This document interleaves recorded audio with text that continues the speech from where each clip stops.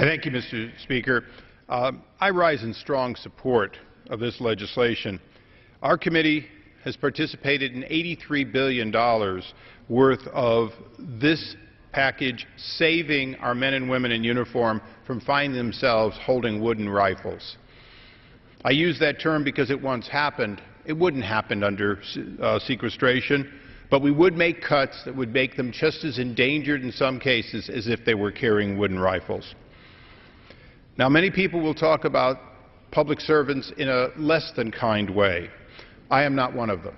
The federal workforce has kept its promises. The federal workers are not always well-led, well-managed, but they themselves deliver the product they're asked to deliver.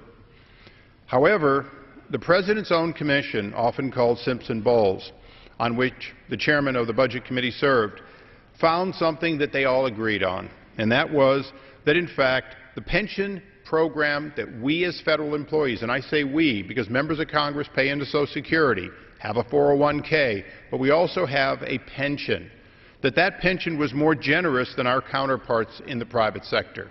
They recommended that we, in fact, make it a 50-50 shared pension.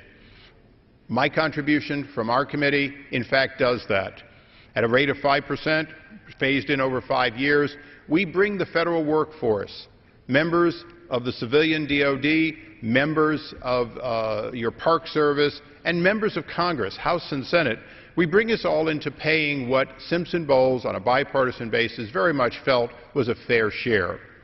Now, I want to make sure that everyone understands today that this is, in fact, a changing for members of the federal workforce from what they perceived they would always have.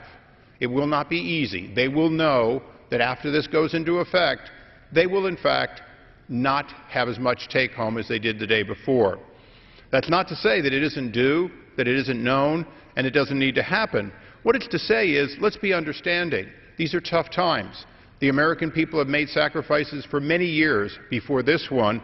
Federal workforce has made some sacrifices. The President implemented a pay freeze.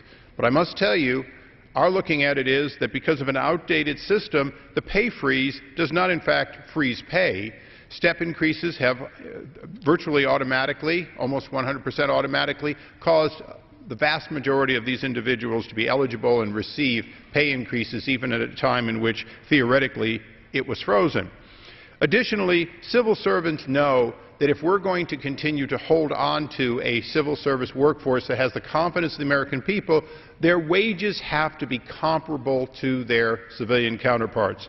Our committee will continue to work with others to study to make sure we do keep federal workers fairly paid as compared to the non-military or non-government workforce. But our bill today takes the President's own recommendations, or recommendations made to the President, implements them for a savings over 10 years of $83 billion. We believe this is the federal workforce, and we as their representatives, asking them to make a reasonable sacrifice, one that I know they will do, while remaining confident that they will deliver the kinds of products they can. Lastly, Mr. Speaker, there are things that are not in this bill. The kind of pay for performance that we'd like to see enhanced, the kind of a procedure for quick remedy of individuals who have become disabled that's not in there. There are many other savings and improvements for the federal workforce. We intend to go back on a bipartisan basis and do that. But when it comes to purely paying your fair share, we believe that Simpson-Bowles got it right. We believe the federal workforce will not like this, but they will accept that this allows them to say, our package is not inherently more generous than the private sector. It's been normalized for it.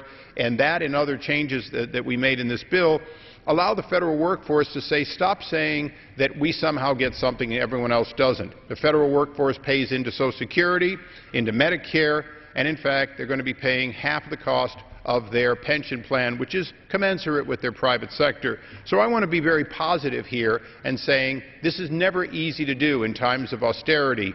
But in fact, the federal workforce will stand behind this, as Congress will, in recognizing that they're doing their share. I'm very proud of the people throughout government who recognize that getting this right is part of being able to say to the American people, we're all in this together. And with that, I yield.